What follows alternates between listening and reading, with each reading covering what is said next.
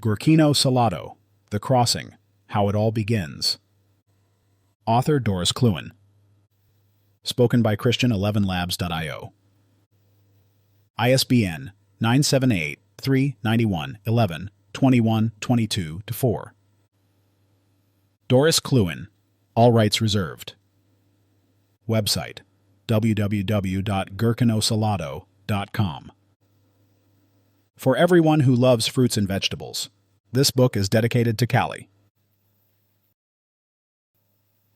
In the greenhouse. Miguel Salado was swinging upside down on a thick stem of his mother plant and watching the foreman, who was standing 2 meters away from him and examining the neighboring plant. The tall human man with a crooked smile walked through the greenhouse row by row. The incoming sunlight was evenly diffused through the frosted glass panes on the ceiling into the gigantic glazed room, illuminating it perfectly.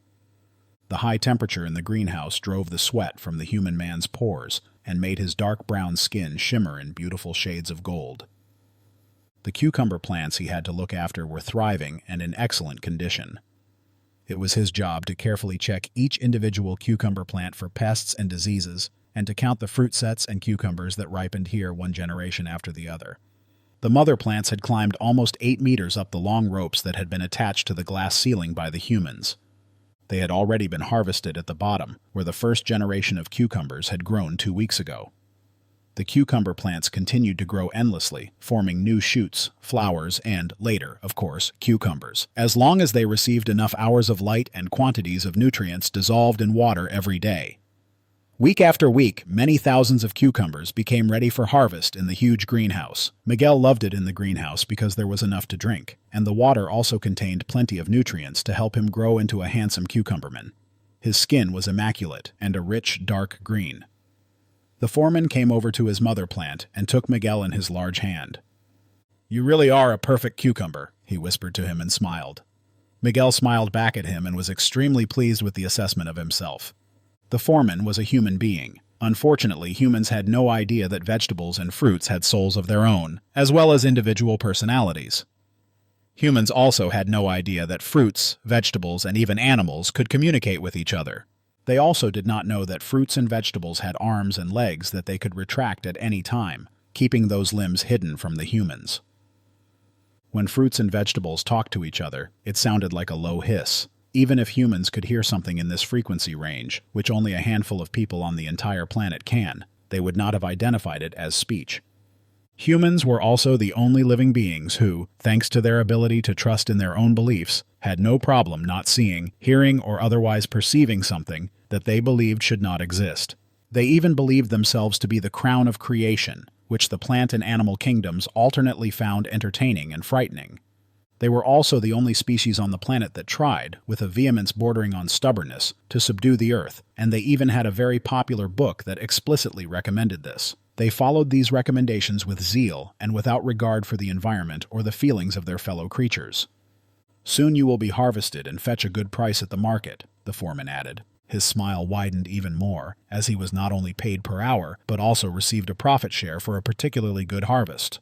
The plants in his area of responsibility had so far almost exclusively grown cucumbers according to EU standards, cucumbers of impressive size and excellent health. The foreman let Miguel go and moved on to the next plant, where he continued his work. Miguel was delighted with the foreman's praise as he dangled contentedly from his mother plant, as he had no idea what the words price and market meant. It had to be something good that happened to the cucumbers because so far, none of them had come back to the greenhouse after the harvest to complain about life outside of their birthplace. "Dad, you're grinning that silly smile again," a childish voice called out. Gurkino belonged to the next generation of cucumbers, which had yet to grow to their full size. Miguel had fatherly feelings for the little cucumber boy, and, conversely, Gurkino saw him as a father figure. "Watch your tongue, Gurkino," Miguel called out to the much smaller land cucumber. "I'm one of the most beautiful cucumber men in this greenhouse." Miguel took the little one's cheeky comments in his stride. Even as a fruit, little Gurkino had set himself apart from his sibling cucumbers with his high level of self-confidence and humor. Miguel had liked the bold little gherkin from the very first moment. "Don't you think that sounds a bit conceited?" asked Gurkino. "You'd better talk less, little man, and put your energy into your growth instead," Miguel quipped, turning away from him and continuing to grin. this time because of the little green lump who wanted to challenge him. After a brief moment of silence, Gurkino said, "Miguel, I don't want you to be harvested." "Little man, don't worry," Miguel replied. "All cucumbers will be harvested one day. Then we'll go to the great cucumber paradise. We'll all meet again, in a place where we can bathe in crystal clear water under a beautiful, shining sun." "But that doesn't help me now," grumbled Gurkino.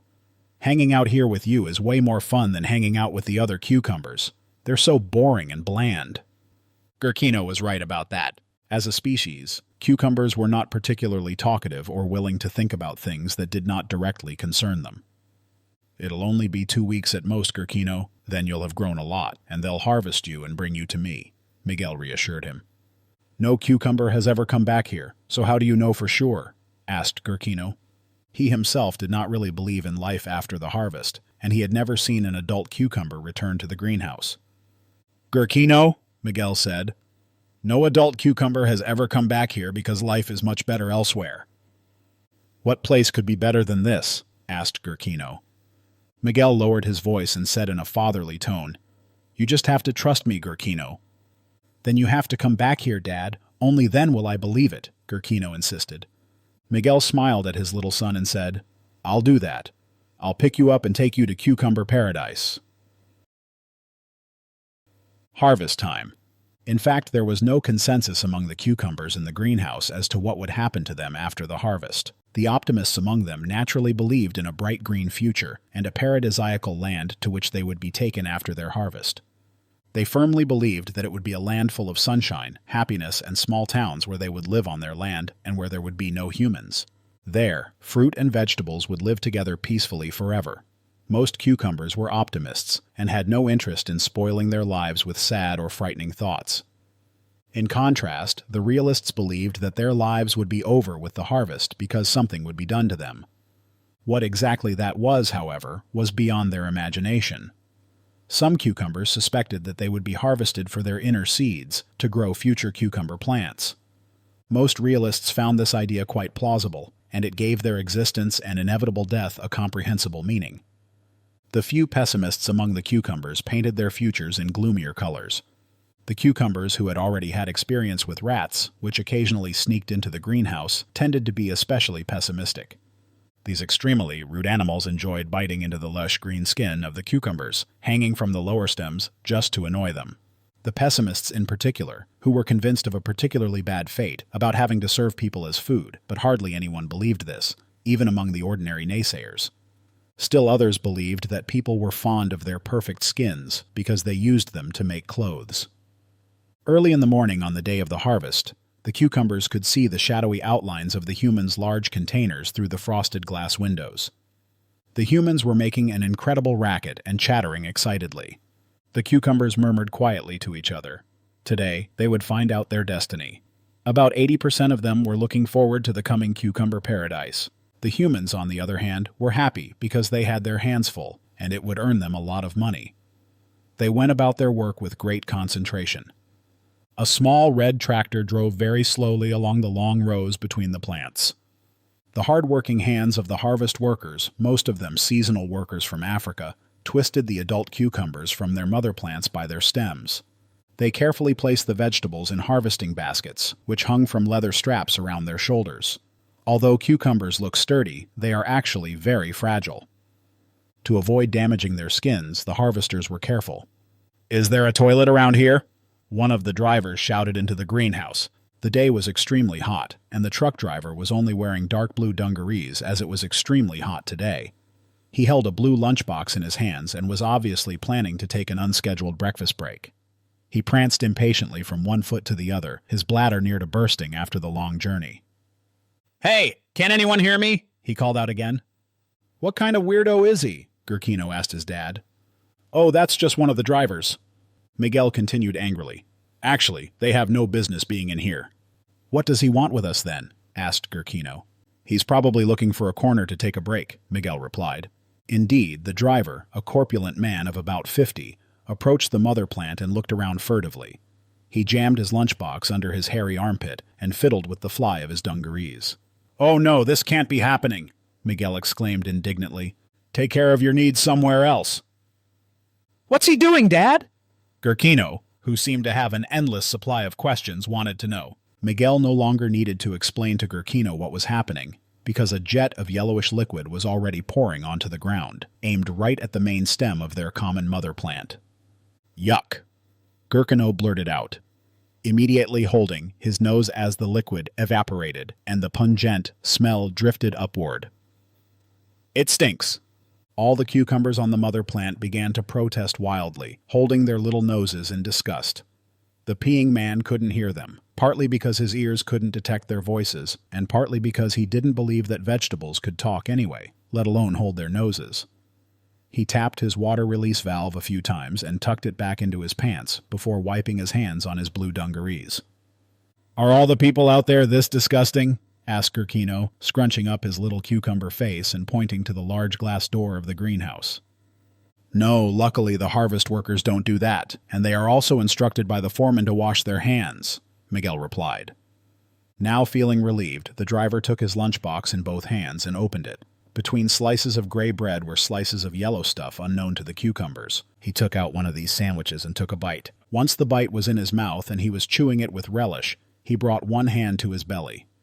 Innocently, the two slices of gray bread bent apart, and a small slice of cucumber fell to the sandy soil below. "Dad!"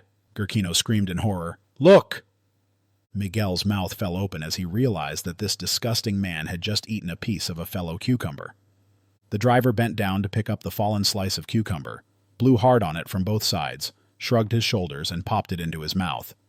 "They're planning to eat us!" Gurkino shouted again.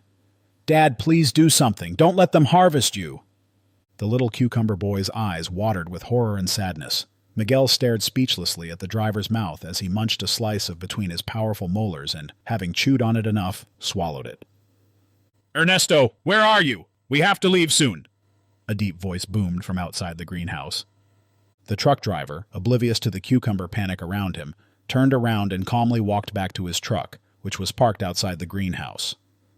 "I won't let these people eat you, Dad," Gurkino whimpered in despair. The shock of what he had seen was settling deep in Miguel's bones. It took him a few seconds to turn around and look at Gurkino. He wanted to say something to his son to make him feel reassured, but his mind was blank. The other cucumbers, who had also witnessed the fate of their deceased kin, stared at each other in disbelief.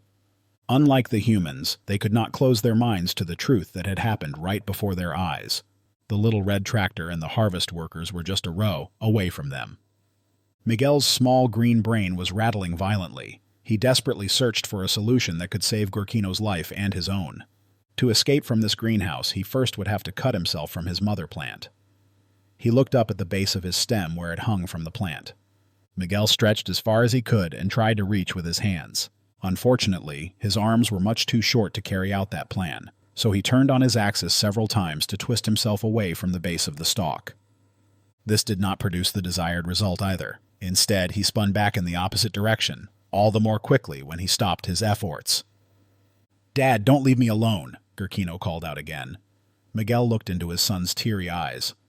"No, Gurkino, I won't leave you here alone," he promised him.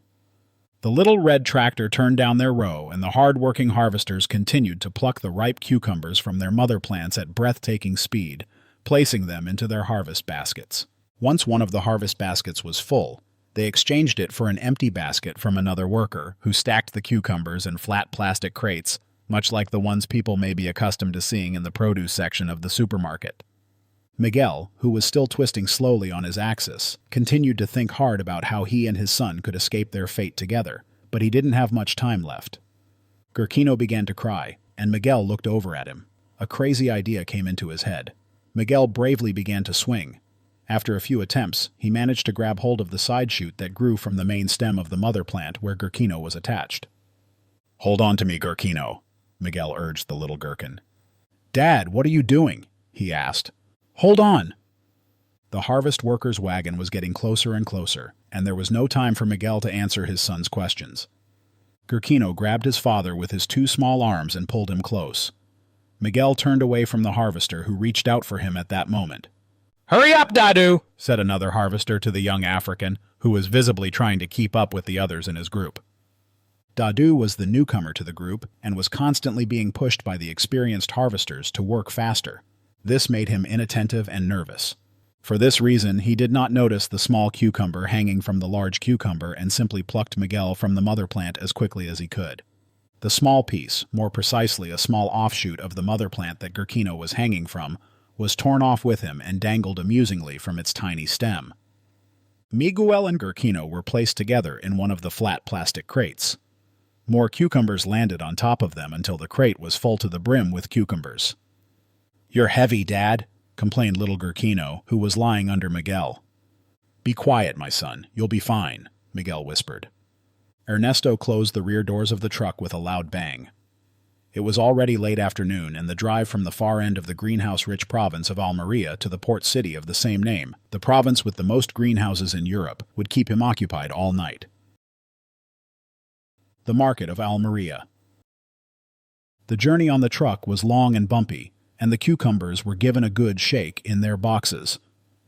Some cucumbers were so frightened that they couldn't get a word out. Other cucumbers whispered to each other and wondered how their seeds would be removed. The optimists among them were looking forward to being driven to cucumber paradise. After many hours in the dark hold of the truck, they suddenly felt it stop with a rumble. The cucumbers heard human voices talking to each other. The rear doors were opened with a loud clang. The pale gray-blue light of the new day fell into the hold. A large team of industrious workers lifted the many green cucumber boxes from the truck and stacked them on wooden pallets.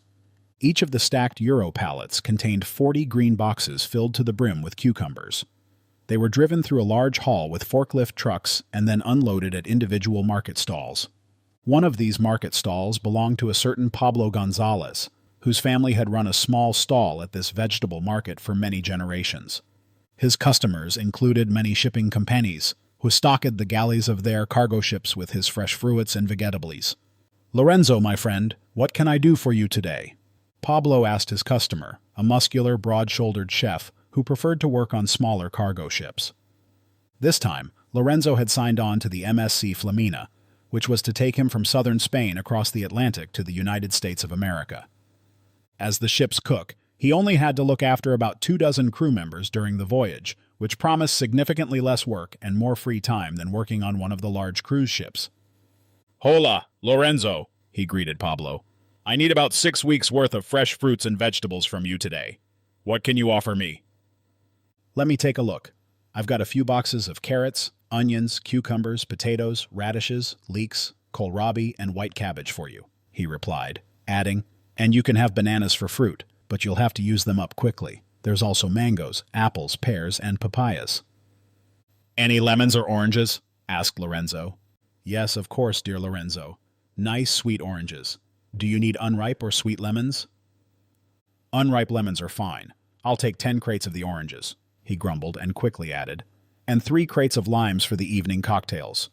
The two Spaniards haggled over the price for a while but eventually reached an agreement. Pablo instructed his assistant to load the crates of produce onto his customer's truck. The journey to the port of Almeria was short. Lorenzo was allowed to drive his truck to the quay of the MSC Flamina, where the boxes of fruits and vegetables were unloaded by hard-working human hands. Meanwhile, Lorenzo stood on the quay and looked out over the sea. The long journey to America would take the 300-meter-long cargo ship first into the Mediterranean and then through the Strait of Gibraltar before crossing the North Atlantic Ocean.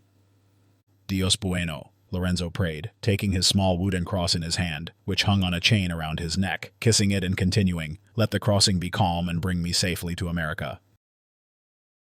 Galley whispers. The galley was spacious and equipped with everything a chef needed. There was a 4-burner gas stove, various large work tables made of hygienic stainless steel, a sink, and, of course, a state-of-the-art dishwasher.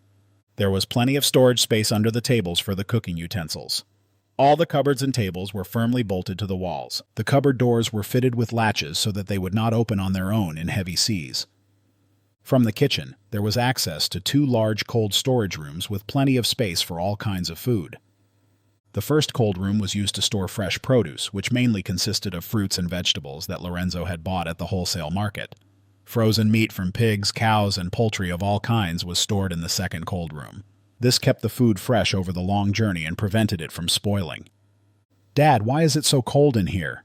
asked Gurkino, who had slept through a large part of their restless night-long journey as only children could. "I don't know either, Gurkino," Miguel whispered and pulled his son closer to him. It's fucking freezing in here, grumbled another cucumber lying in a box above them. What are they doing to us now, Dad? Gurkino wanted to know. I have no idea, my son, Miguel murmured quietly.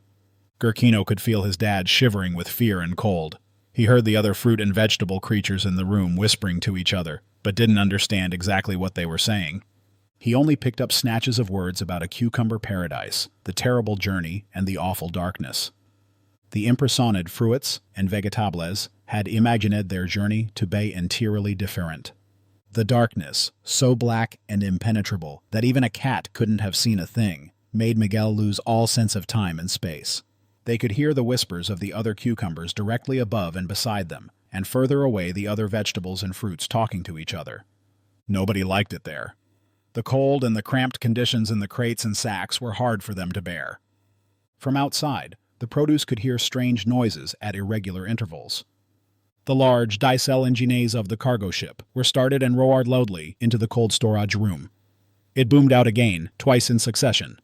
The sound was extremely loud and obviously came from nearby. Added to this were the vibrations transmitted through the metal walls of the cargo ship and the shallow rocking of the entire vessel as it left the port of Almeria and set off on its long journey to the United States of America. At one point, the bulkhead opened and the bright light of a neon tube shone from the galley into the cold room. With the flip of a switch, more bright neon tubes shone their light into the room, illuminating the entire space in a most unpleasant way. Lorenzo didn't notice his goods complaining about the sudden blinding light. He took the supplies he needed for the next meal and went back out, switching off the light again as he closed the bulkhead. The bulkhead was so thick that the prisoners could not hear exactly what was going on outside. This process was repeated again and again. None of them knew how long they had already spent in that cold, uncomfortable room, nor how long they would have to spend there. The mood of the prisoners, as Miguel now called the other fruits and vegetables, was getting worse by the day. The bananas complained about brown spots on their skin, and a few potatoes that had been stored in large sacks at the bottom complained that they were sprouting. Miguel was painfully aware that he needed a plan that would get them back to their greenhouse, where there would be plenty of light, food, warmth, and comfort for them. Unfortunately, another crate of cucumbers had been stacked above them, and it was so heavy that it was impossible for him to lift it to escape. The days passed by, and Miguel tried to recognize a temporal rhythm to estimate approximately how long they had been held captive. Without sunlight, he was unable to recognize the rhythm of day and night. Instead, he took note of how much the crate above them had been emptied, cucumber by cucumber. One day, or perhaps one night, the crate above them was emptied and set aside. In the plans A and B he had devised, this was one of the options that could help him escape, and he decided to seize it immediately. "Guys, please let us through," Miguel asked the other cucumbers lying above him. "Where are you going?" a cucumber lying next to him asked. "It's pitch black." "I'll just have to feel my way around. We can't stay here," Miguel replied quietly. "Dad?" asked Gurkino. "Yes, I'll take you with me, don't worry," he reassured his son. Miguel pushed through the layer of cucumbers above him and felt his way to the edge of the crate, Gurkino in tow. He straightened up and carefully climbed over the edge. Gurkino held on to him as tightly as he could. The only thing Miguel could say for sure was where the top and bottom were as he held on to the edge of the crate with both hands and tried to shimmy over it. At some point, he had to get across an obstacle so that he could climb down further, or so he thought. "Dad, I'm about to slide off," whispered Gurkino, who was hanging on Miguel's back. His arms were too short to completely, but by that point, it was already too late. With a sharp cry from his little cucumber mouth, Gurkino fell into the darkness and landed with a thud on something that felt hard and even colder than the air in the room. "Gurkino?" Miguel asked anxiously. "Son, are you all right?" "Ouch, Dad, that hurt," complained Gurkino, rubbing the sore bruise on his bottom. Miguel saw no other option but to drop down as well to help his son. His cry was much deeper than Gurkino's, and the hard landing caused a small crack in his otherwise perfect skin. "What's going on?" asked an orange. A kohlrabi grumbled. "Can't we even sleep here in peace without one of you making noise?"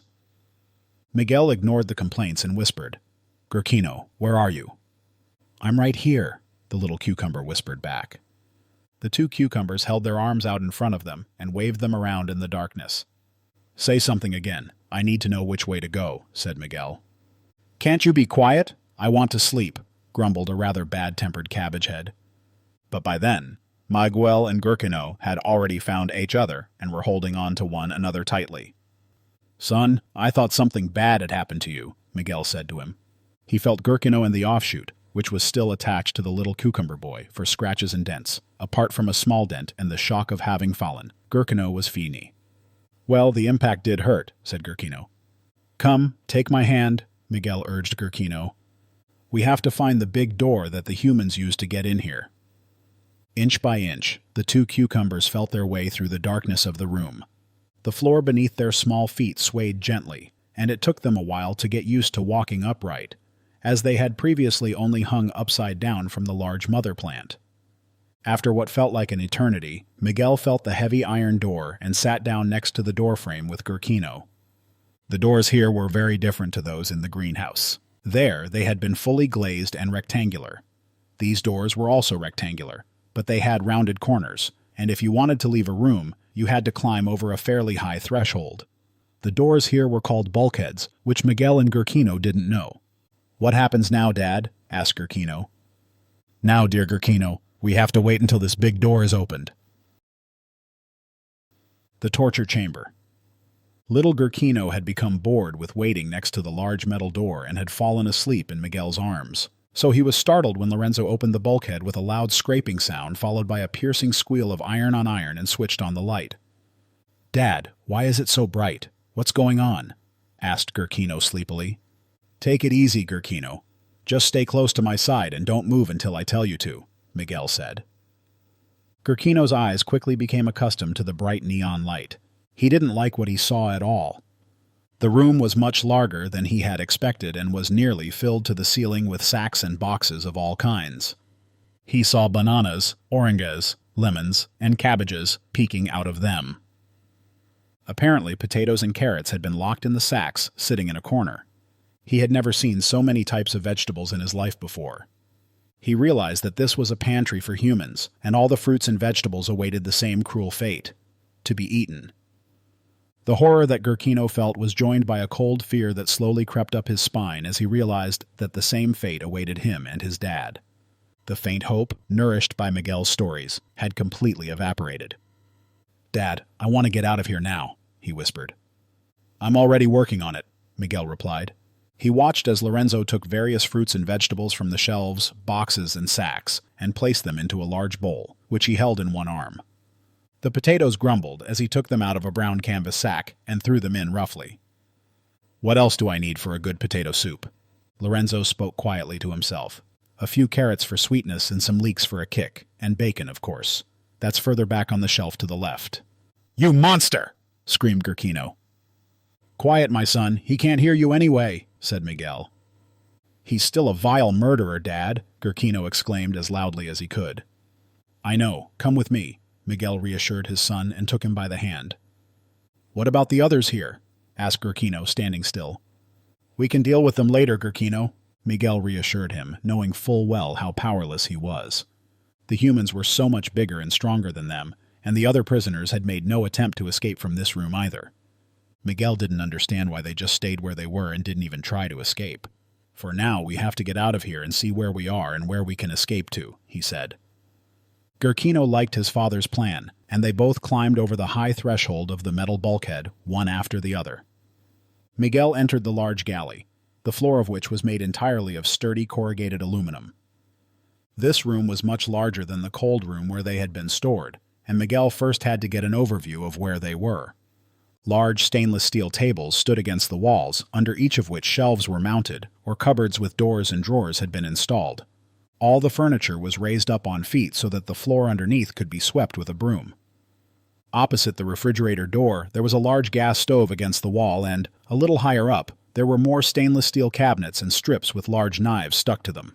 Gurkino was surprised that they didn't fall down but stayed there on the wall by themselves. "Okay, I've got everything then," a strong male voice behind them spoke to himself. It was Lorenzo, making his way back to his galley to prepare lunch for the crew of the cargo ship. "Come on, Gurkino, quickly!" Miguel urged him as he pulled Gurkino along by his stem and rolled under the cupboard to the left of the bulkhead. The two cucumbers crawled belly first until they'd reached the wall. Miguel intended to crawl to the second door that led out of the galley. "No, please don't!" Miguel and Gurkino heard a potato pleading pitifully. Fortunately, they couldn't see that Lorenzo had started peeling the poor potato. The screams of the tortured vegetable echoed loudly through the galley, then fell silent after a few moments, and with a splash, the pale-yellow lifeless body landed in a large pot of water. "These people are barbarians," hissed Miguel, covering his sans airs as Lorenzo turned his attention to the next potato. Shortly afterward, something or someone tickled his foot, and the tickle turned into a pinch. Miguel was startled and rolled onto his back to see what or who was tickling his foot. "Hey, how dare you?" he grumbled, kicking at the strange, flat, brown-black thing with one foot. This thing had 6 long legs and a tiny but incredibly agile head, from which 2 very long antennae grew. The antennae twitched, constantly scanning its surroundings. "Oh, sorry, you're still alive," apologized the large insect. "Of course we're still alive," Gurkino grumbled, instinctively disgusted by the sight of this strange thing. "Did you fall off the table?" it asked. "Why should we tell you that?" replied Gurkino. "You're not my mother plant. It's none of your business." "Easy, son," Miguel murmured. "Son?" cried the cockroach, laughing. "Since when do cucumbers have parents? Did you mate with another cucumber? You know, a bit of a shag?" Miguel looked at the insect. He answered calmly and matter-of-factly. "No, that's not how it works with us cucumbers. Gurkino is my son. That's what we call the next generation of cucumbers on our mother plant. That's why Gurkino is my son." Gurkino nodded and added energetically. "Exactly, Miguel isn't my real dad. He's better than that. He's my role model, the most beautiful cucumber in our greenhouse, and he's forceful and clever." The cockroach started laughing again. "Well, if you say so, I'll take your word for it. So, you're greenhouse cucumbers. I bet you don't even know the difference between crawling and flying." Crawling and flying was a common phrase among insects, conveying an accusation of complete cluelessness to the recipient. "In any case, I'd rather be a greenhouse cucumber than a disgusting flat thing with 6 legs like you," Gurkino replied, wrinkling his little nose and sticking out his little green tongue. The large insect stilled, and Gurkino suddenly saw more and more insect eyes flashing in the shadows behind the cockroach. "So there's not just one disgusting thing here," he thought, "but lots of them." The cockroach squinted its eyes into narrow slits. It was not amused by the little cucumber's cheekiness and said, "Kid, you should be damn careful how you talk to us. We cockroaches have lived on this planet for millions of years, and we will still be on this world millions of years from now, when there will be no other living creatures left." "What's the point of millions of years," countered Gurkino, "if you have to vegetate in an uncomfortably cold room like this?" The loud cries of pain from a potato that Lorenzo was peeling to death rang out again. A piece of potato skin fell out of his hand onto the floor. The cockroach looked at the corpse of the recently deceased with ever-shrinking pupils. "Time for dinner," whispered the cockroach. Greedily, and as if on cue, a handful of cockroaches ran to grab the piece of dead potato and quickly pulled it under the cupboard. Miguel and Gurkino watched in disgust as the insects set about devouring the peel. The voracious insects were now occupied with more important things than engaging in a battle of words with 2 cucumbers. Miguel took advantage of the situation. "Come on, Gurkino, we have to get out of here as quickly as possible," he whispered. Gurkino saw it the same way. These cockroaches, as they called themselves, were arrogant, dangerous, and rude, and this leader cockroach had even tried to nibble on his dad. The 2 cucumbers crawled on as fast as they could and were soon under the cupboard next to the bulkhead leading out of the galley. They were very lucky. The exit from the galley opened loudly, again with an unpleasant squeak. A slim man in dark blue clothing and a yellow high-visibility vest stood in the open bulkhead. "Lorenzo, what's for dinner today?" asked the young sailor. "Potato soup with bacon and a pudding for dessert, Sanchez," he replied curtly, without turning to the sailor. "Aren't there any sausages?" asked the sailor. "No, there are no sausages today. They weren't on sale," Lorenzo replied. "I got some chorizo instead. I'll chop it up and add it to the soup." "As always, you're the best cook a cargo ship has ever had," beamed the sailor, leaving the galley and closing the bulkhead behind him.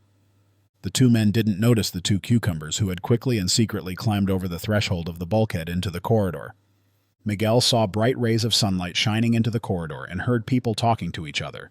He quickly ran down the corridor with Gurkino in tow to hide under a staircase.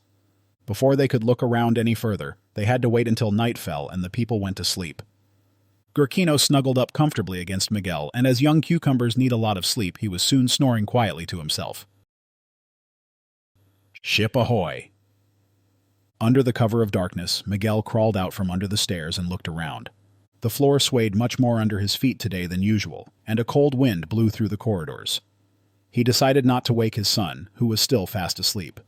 Miguel laboriously climbed the steep metal staircase.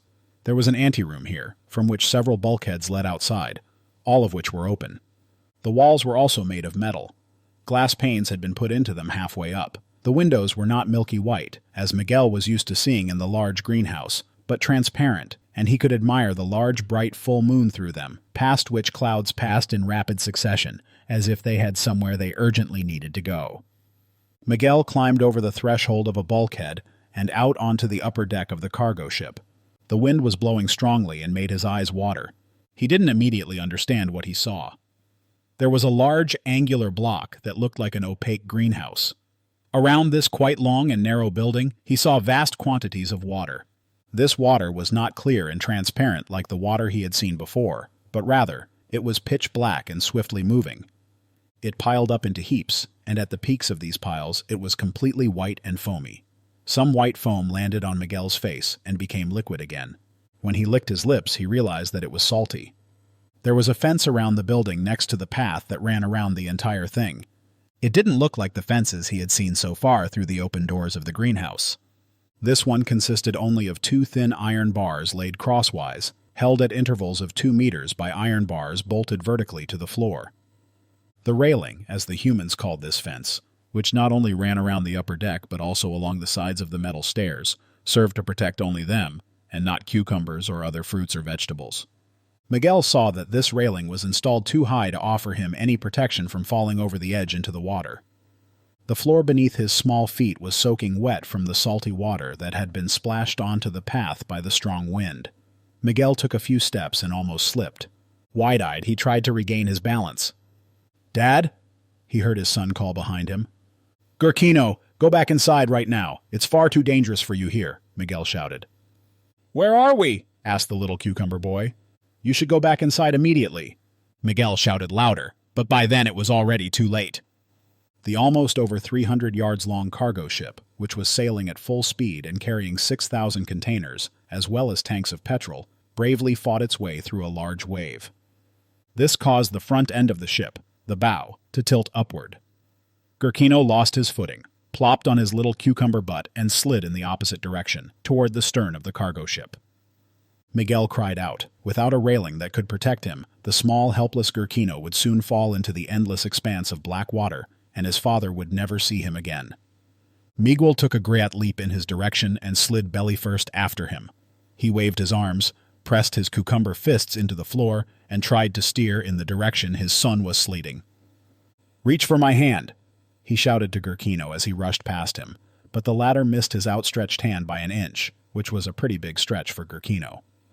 Miguel slipped past him and spun around several times in an attempt to turn or at least slow down a little, then unexpectedly bumped into an object. "Well, how did you get here, cucumber?" asked the sailor who had been assigned to the night watch. He bent down and picked up the large cucumber. "You look fresh and crunchy, just right for a little midnight snack."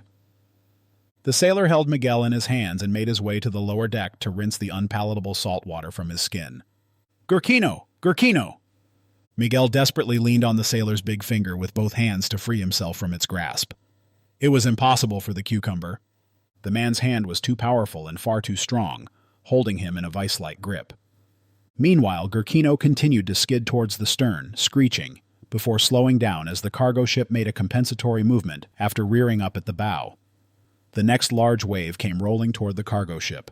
This time the bow of the ship sank downward, and the stern slowly moved upward. Gurkino tried to grab hold of something, but found nothing within his reach. For a brief moment, he sat motionless on the ground, before his seemingly endless slide continued in the other direction. This time, Gurkino tried to be a little smarter. He turned onto his back and used his fists and heels to somewhat guide the direction in which he slid. He slid to the edge of the path and could see into the all-consuming blackness of the roaring water. His little heart was beating against his cucumber chest as fast as a woodpecker's beak on a tree trunk. With all the strength he could muster and his eyes wide open, he braced himself on the ground to change direction. Gurkino managed to avert his fate at the last second and slipped back into the middle of the path. When he had almost reached the bow of the ship, he saw half a dozen ropes that were piled up like large nests next to a machine. Gurkino thought it was a good idea to head for those to end his never-ending slide. He flew through the air in a high arc and landed in the hollow of one of the rope piles. He was lucky to be only a small, light cucumber, so he survived the impact with the thick, wet ropes unscathed. "Sanchez, where are you going?" asked the bosun, who had just come down the stairs into the dimly lit steerage. The sailor quickly hid the cucumber behind his back and lied. I need to go to the bathroom real bad, sir." "What's that in your hand? You're not secretly drinking again, are you, Sanchez?" the bosun continued to ask, knowing full well that he was not allowed to stop his subordinate from going to the toilet. "Nothing," replied the sailor speedily. Sanchez, who wasn't the smartest of sailors and who hadn't given any thought to how a cucumber could get on the deck of a cargo ship, let alone fall off the ship during a violent storm, dropped his midnight snack onto the floor behind him. The noise of the diesel engines and the violent storm drowned out the thud of Miguel's impact many times over. "You've got something hidden behind your back, I've seen it. What have you got there? A bottle of rum?" the bosun yelled at the sailor. He had noticed this sailor a lot recently. He drank secretly and consumed far too much rum for someone on duty. The bosun gave his subordinate a warning look. "Sanchez, you know that alcohol is strictly forbidden on duty." The sailor quickly brought his empty hands forward and showed them to his superior. The cargo ship reared up again at the bow, but this did not affect the stability of the two sailors in the slightest. Miguel, on the other hand, rolled past the sailor and the bosun on the floor. The two men looked in amazement at the rolling vegetable, which soon disappeared into the shadows of the corridor. The bosun turned to the sailor. "Are you kidding me, Sanchez?" As the two men argued, the storm grew more violent by the minute, and the waves reared up into black giants at ever shorter intervals, engaging the cargo ship in a battle for life and death. Ice-cold seawater penetrated the upper deck and rushed into the corridor where the two men were standing, and they looked at each other with wide eyes. "The bulkheads, Sanchez! Close all the bulkheads now!"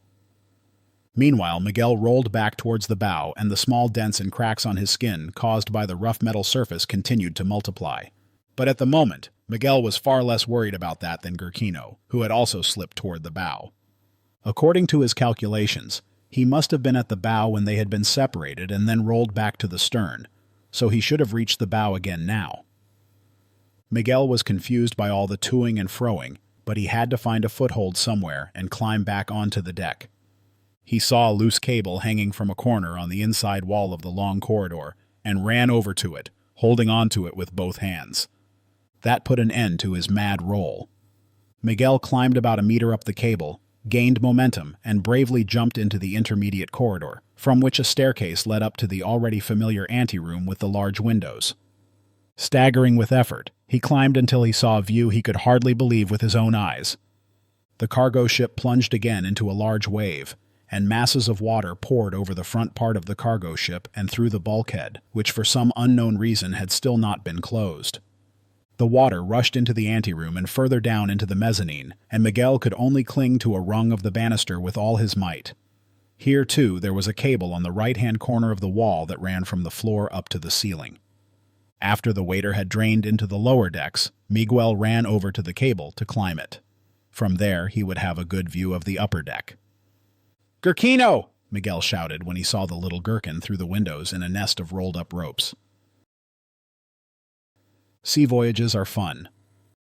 Gurkino found a good hold in the inner cavity of the ropes. Nevertheless, it took all his strength not to be washed out again, when the bow plunged deep into the waves and filled the nest for a brief moment with the salty water of the Atlantic Ocean. The thick ropes, which were designed to hold on to an anchor weighing many tons, were made of hemp. As a result of age, long pieces of yarn were coming loose, and Gurkino was able to easily grasp these with his small hands. It was no pleasant task for the little cucumber to wait on this strange building rocking in the roaring water. The salt water of the ocean was cold, and the wind made Gurkino shiver. He hoped desperately that Miguel was still in the building, and had not slipped into the all-consuming hell of waiter. This hope alone gave him the strength to hold on and survive the waves that repeatedly crashed over him. Against all odds, Miguel climbed the cable and waited for the right moment to start running without slipping in the wrong direction again. It was the exact moment when the cargo ship floated almost horizontally in the ocean for a few seconds, and Miguel ran over to Gurkino as fast as he could, climbing the thick ropes and dropping into the nest. "Dad!" shouted Gurkino. "You're alive!" "Hold on, my son. That wall of water is coming again," Miguel shouted as loud as he could against the roar of the water. The two of them searched for loose yarns on the ropes to hold onto. "What do we do now?" asked Gurkino. "Hold on, of course," Miguel called back, but the next wave was already coming towards them, plunging them into cold seawater. When it had drained away again, Gurkino asked, "That's not what I mean, Dad. I mean, how do we get out of here?" "I don't know if we can, Gurkino. This house floats on water and I haven't been able to see land yet," Miguel screeched over the sound of the storm. Fate was not kind to the two cucumbers, nor was it kind to Lorenzo, Sanchez, or the captain of the cargo ship. The fruits and vegetables in the cold storage room had no idea what was happening outside. All they could feel was that the room they had been locked in was rocking more and more violently. How or why Sanchez had come up with the idea of taking out his frustration from his superiors snapping at him and his loss of the deliciously refreshing cucumber on a rat on the lower deck, he was later unable to explain to himself. After half a bottle of rum, which he had greedily drunk in the deserted aft toilet to wash down his frustration, he no longer remembered the rules on board very well. Sanchez staggered after the animal, cursing it as it squealed in fear, suspecting that the human was up to no good. And then, yes, there was this flare gun. Sanchez thought it was an excellent idea to take his anger out on the ugly gray rodent. The little animal was planning to leave the cargo ship because its naked tail had started to itch, an unmistakable sign that something would soon happen that would make staying on this ship a highly unpleasant affair. What Sanchez did not know, however, when he took the flare gun and released the safety, was that one of the tanks filled with gasoline was damaged. This damage consisted merely of a small crack and would certainly not have been noticed by anyone if the rat had not run along the exact spot where the highly flammable liquid had leaked out and formed a small puddle. If the rat had not burst into flames after the shot from the flare gun, and if it had not triggered an explosive chain reaction in this way, facilitated by the physical parameters of the lower deck that made the explosion possible in the first place, the accident on the cargo ship would not have happened at all. But Sanchez would never have fired at the little rodent if he had been sober and his brain had been working properly. The explosion was so powerful and so loud that it even drowned out the Category 5 hurricane, which was racing across the Atlantic with wind speeds of over 260 kilometers per hour. Miguel and Gurkino looked into a bright white ball of light that set the stern of the cargo ship ablaze in a matter of moments. "Let's take off a piece of the thin rope," said Miguel. "How, Dad?" asked Gurkino. "Bite through it," Miguel shouted against the noise. "And then what?" asked Gurkino again.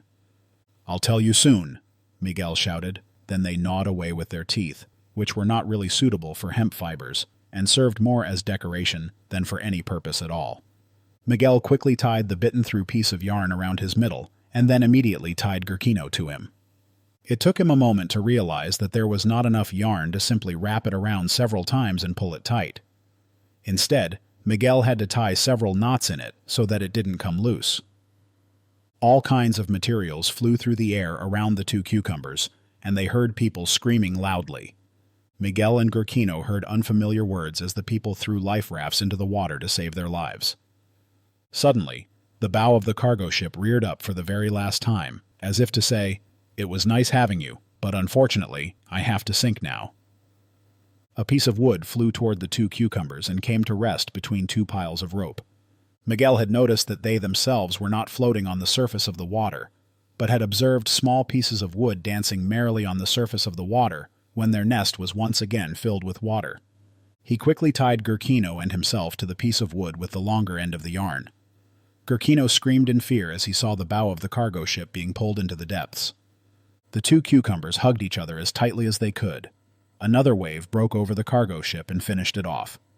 Huge amounts of water found their way into the hollow spaces of the lower decks, making them heavier and heavier. A violent gust tore at the piece of wood to which Gurkino and Miguel had tied themselves and threw it and the two cucumbers in a high arc into the deep black waters of the Atlantic. A wave lifted them up so that Miguel and Gurkino could see the huge, strange house, ablaze with flames, being pulled down into the depths. The two cucumbers managed to stay on the surface thanks to the small piece of wood. The cucumbers were saved from drowning, but they were about to pass out from exhaustion and fear.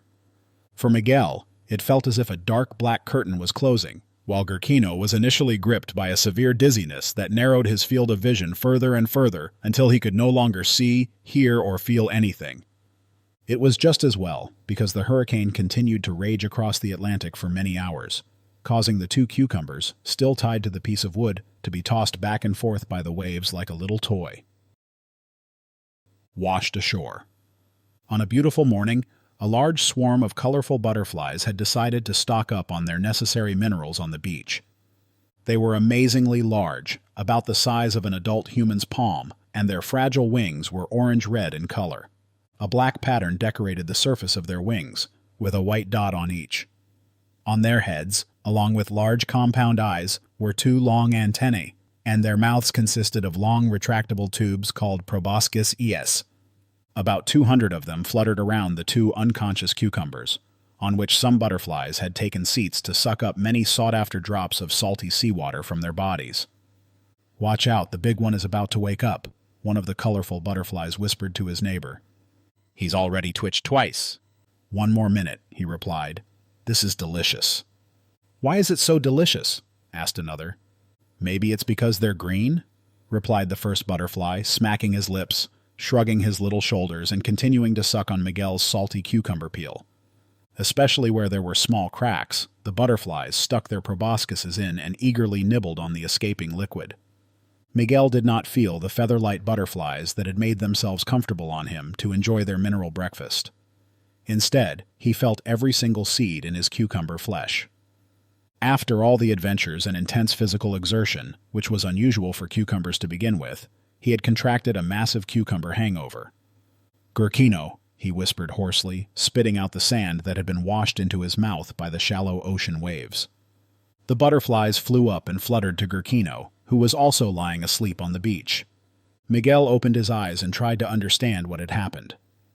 Besides the extremely painful cucumber hangover, his mouth was as dry as a desert, and his eyes were stinging from the salt water of the ocean. He tried to prop himself up with his hands on the damp sand. The colorful butterflies fluttered around him. They were very annoyed at being disturbed by this cucumber during their mineral breakfast. "Hey, go away. I'm not a mother plant. You can't pollinate me," he croaked hoarsely. "Pollinate! Don't make me laugh," shouted one of the colorful flappers. "We want to suck this delicious salty liquid from your cracks." "What?" Miguel asked, looking down at himself. His once perfect skin was covered in cracks all over. "Leave that alone," he said, standing up and raising his small fist threateningly in their direction. Then he ran to Gurkino, dragging the piece of wood he was still tied to behind him to scare the butterflies away. "And don't touch my son. He needs every drop of his sap," he shouted. Sulking and grumbling, the butterflies fluttered into the adjacent jungle of palm trees that grew close to the beach. Miguel leaned over his son and gently shook him awake. "Gurkino, kid, wake up," he whispered softly in his ear. "Dad?" Gurkino whispered back hoarsely. He opened his eyes and was immediately wide awake. "Dad!" The two cucumbers were beaming, holding each other in their arms. "We made it. We're still alive," shouted the little cucumber boy, adding with a loud laugh, "That was a great idea of yours to tie us to that piece of wood. That way we couldn't sink and get lost." "Yes, it was," said Miguel, not without pride in his voice. "But we need to find fresh water. The salty water isn't good for us at all," he realized and looked around. Gurkino looked down at himself. His skin was also scratched in several places, and the small wounds burned unpleasantly from the salt water. He rubbed his skin in the hope of soothing the burning, but the rubbing only brought more salt into the small cracks, and it burned even more. Gurkino quickly removed his hands and turned down the corners of his mouth. "I'd love to know where we are," said Miguel, and without waiting for an answer from Gurkino, he added, "I have no idea, but we'll find out. Anyway, there are weird butterflies that like pickle juice here." Gurkino's eyes widened. He knew butterflies from the greenhouse in Almeria, A few colorful butterflies had strayed there from time to time. They were harmless and only went to the flowers of the mother plants to nibble on the pollen. "Suckling butterflies? That's disgusting!" exclaimed Gurkino, turning his little upper lip down into a grimace. "Don't worry, they can be driven away quickly," Miguel reassured him. "And that's a great name. From now on, we'll call them suckling butterflies." The two cucumbers carefully wiped the dried sand off their skin as best they could before Miguel untied the knots of the rope, and they walked inland together. Miguel was convinced that there would be fresh water around there somewhere. It wasn't long before they heard a splash and followed the sound. The sight of the small lagoon was breathtakingly beautiful. The water was crystal clear and glistened in the morning sun.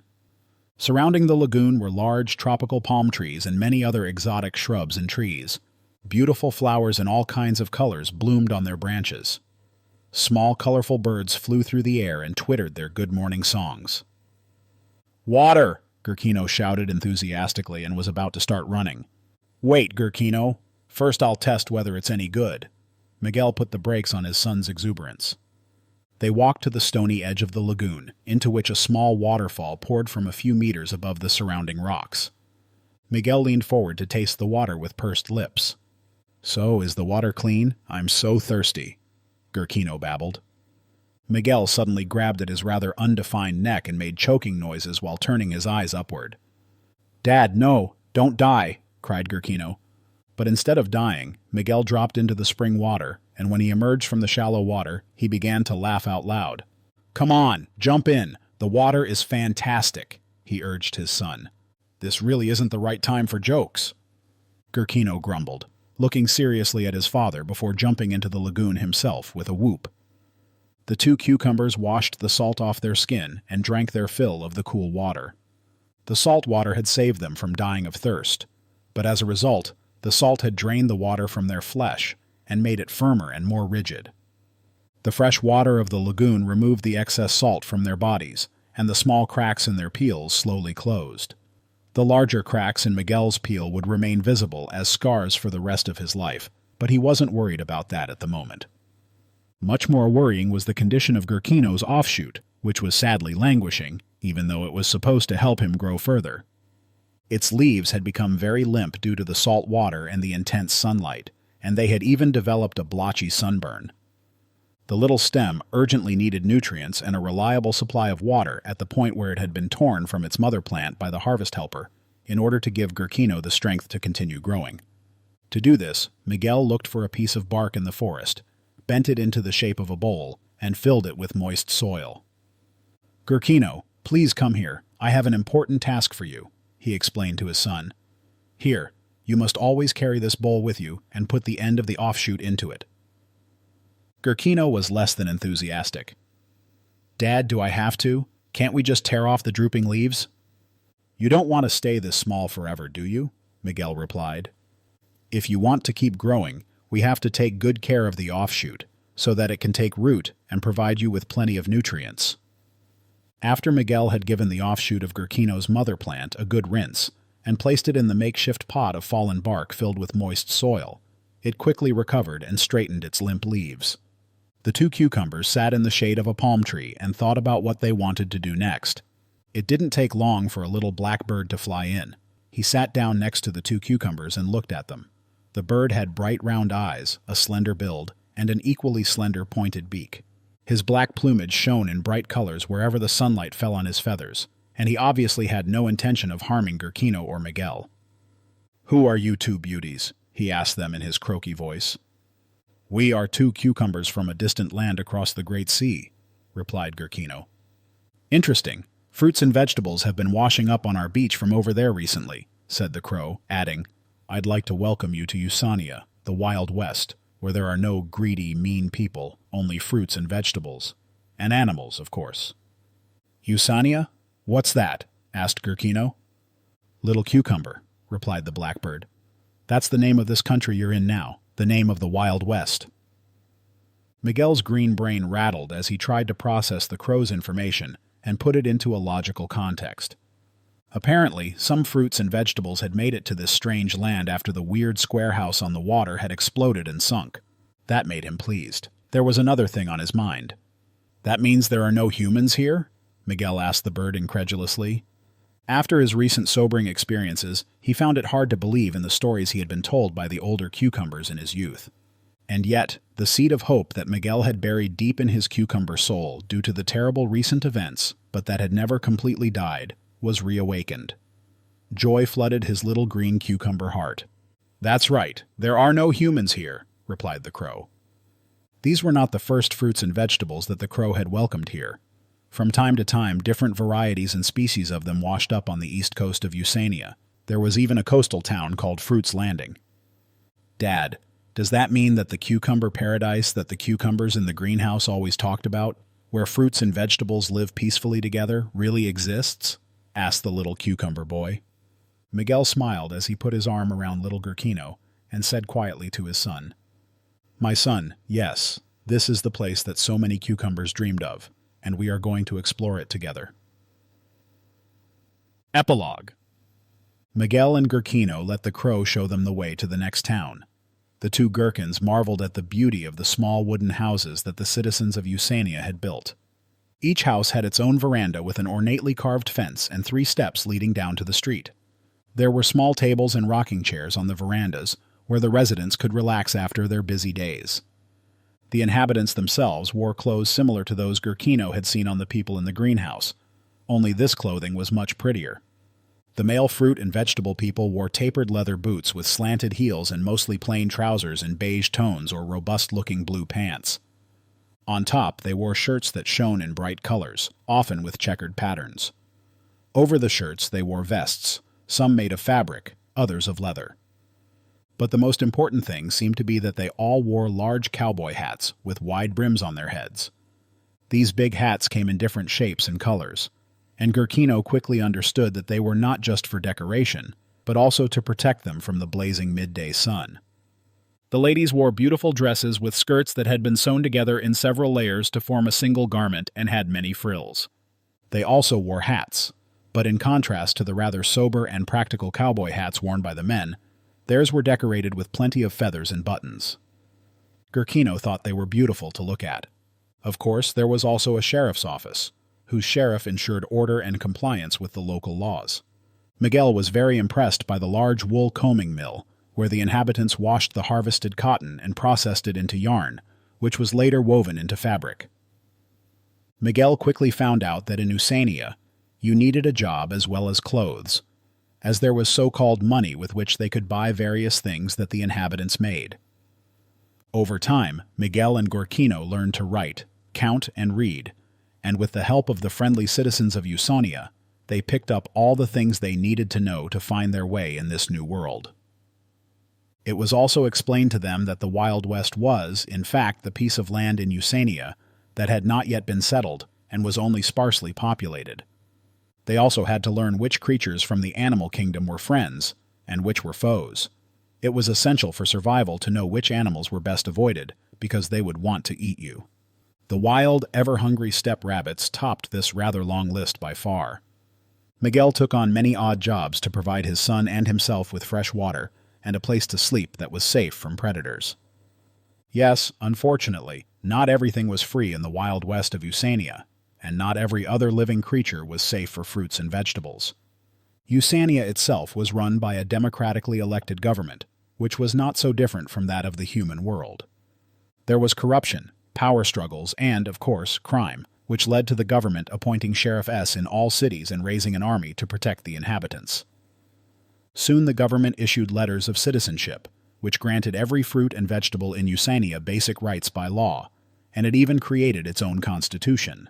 However, citizenship was denied to animals, plants, and certain types of beans and legumes for purely pragmatic reasons, which will be explained at another time in another story.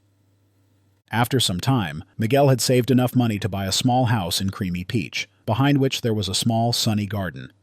He planted Gurkino's offshoot, which was now well rooted in its small pot of tree bark, in the ground. Miguel waited impatiently for another 2 weeks until the little gherkin was fully grown. Unfortunately, due to the interruption of their shared adventure, and because the offshoot did not have the energy of the original mother plant, the little gherkin never reached the stately size of his father. However, This did not stop Gurkino from growing into a very self-confident young cucumberman. Exciting adventures awaited Gurkino, here in Usania, the United States of those who are not interested in meat. Gurkino Salado, The Crossing, How It All Begins. Author, Doris Cluin. Spoken by Christian, elevenlabs.io. ISBN 978-391-1121-22-4. Please visit my website for further information, gurkinosalado.com, and gurkinosalado at youtube.com.